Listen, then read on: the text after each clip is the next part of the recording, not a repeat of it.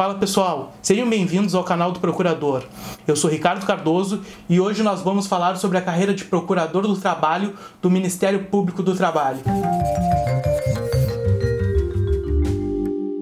Então, pessoal, o Procurador do Trabalho é um membro do Ministério Público da União. O Ministério Público da União, como já vimos, ele é composto do Ministério Público Federal, Ministério Público do Trabalho, Ministério Público Militar e Ministério Público do Distrito Federal e Territórios. A Procuradoria do Trabalho, assim como a AGU, ela está em estruturação. O que quer dizer isso? Que ela ainda está crescendo, ela não assumiu ainda, pelo menos ao meu ver, o seu papel na integralidade. Ela começou junto aos tribunais superiores, desceu aos tribunais regionais e está se expandindo junto ao primeiro grau, junto aos juízes do trabalho. Então, pessoal, o que faz um procurador do trabalho na prática? Um procurador do trabalho, na prática, ele toma conhecimento de notícias de fato, ou seja, denúncias a respeito de violações da ordem trabalhista. E tomando conhecimento desses fatos, ele verifica se é o caso de ele atuar ou não. Porque o Ministério Público do Trabalho, ele tem uma competência coletiva do trabalho, não uma competência individual do trabalho. Por exemplo, o seu patrão não lhe pagou, ou deixou, ou pagou aquém do que deveria pagar. Isso não é atribuição do Ministério Público do Trabalho. Isso é atribuição da Justiça do Trabalho, que você, por meio de um advogado, busca o seu direito. Ou até mesmo do Ministério do Trabalho, que é o órgão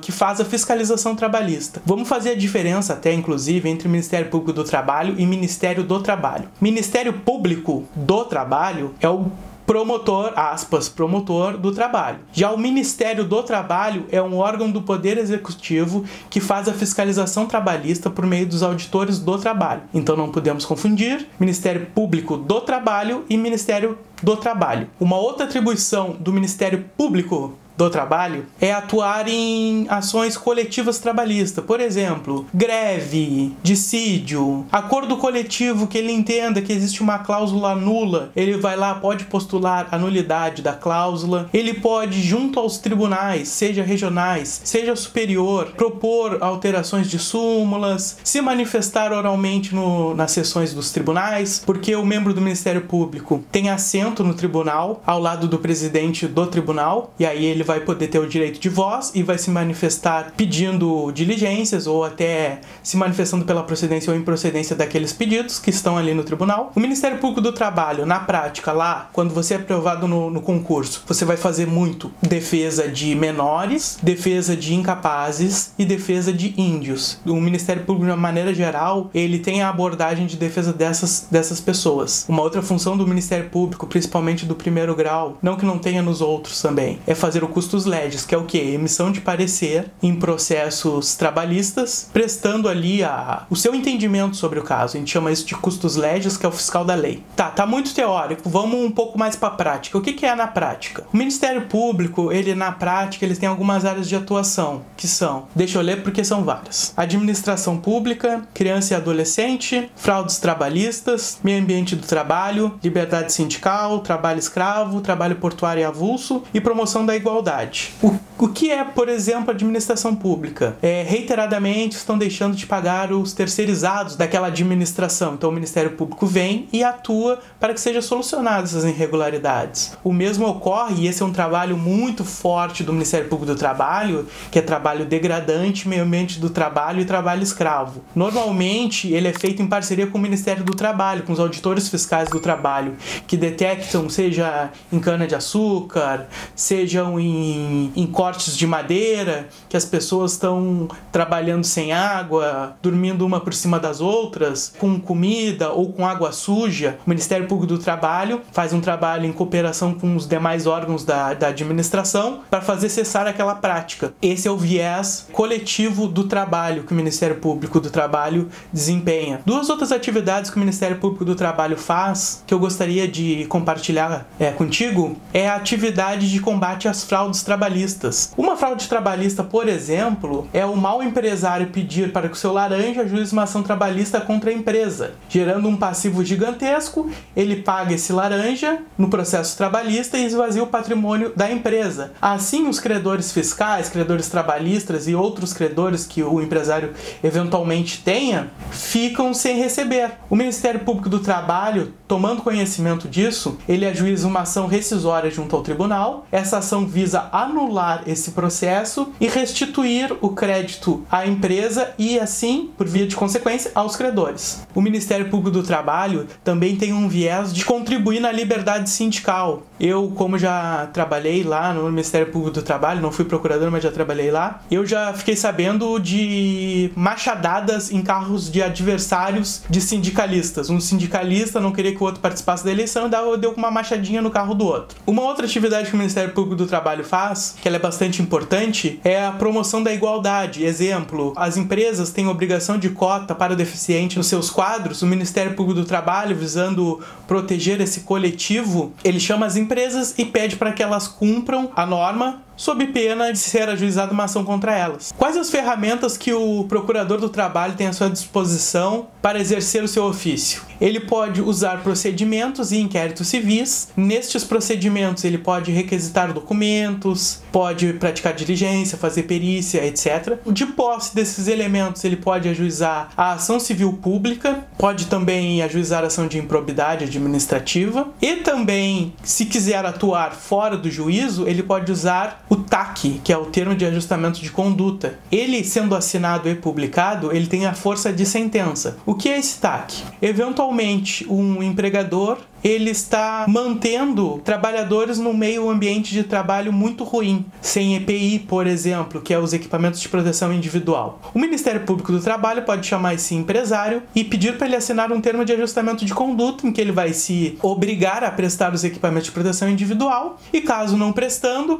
se submeterá à multa apresentada ali naquele TAC. Assinando, ele tem força de sentença. Então ele pode pegar o TAC e ajuizar a ação de execução diretamente ao Poder Judiciário, sem precisar de um processo para comprovar que aquilo aconteceu, que a multa é de tal valor. Então ele pré-estabelece os termos de uma eventual execução pelo Ministério Público do Trabalho. A carreira de procurador do trabalho tem como autoridade máxima o Procurador-Geral do Trabalho. Logo abaixo vem os subprocuradores gerais do trabalho, que oficiam nos tribunais superiores. Logo abaixo vem o Procurador Regional do Trabalho, que oficia junto ao Tribunal Regional do Trabalho, e os Procuradores do Trabalho, que oficiam junto aos juízes do trabalho. O procurador do trabalho, ele tem por prerrogativa a inamovibilidade, a vitaliciedade e a irredutibilidade do seu subsídio. Para que são essas prerrogativas? Elas servem para justamente proteger o membro do Ministério Público do Trabalho contra interesses eventualmente políticos e empresariais poderosos que possam restringir a sua atuação. Então, o que é a inamovibilidade? Quer dizer que ele não sairá daquela cidade que ele oficia, senão por um órgão colegiado por decisão de maioria absoluta, ou seja, se ele atuar e incomodar as pessoas que moram naquela região, não é por esse motivo que ele sairá da cidade, só sairá por decisão de interesse público e não por decisão de interesses particulares menores. Já a vitaliciedade garante que o procurador, até mesmo dentro do seu próprio órgão,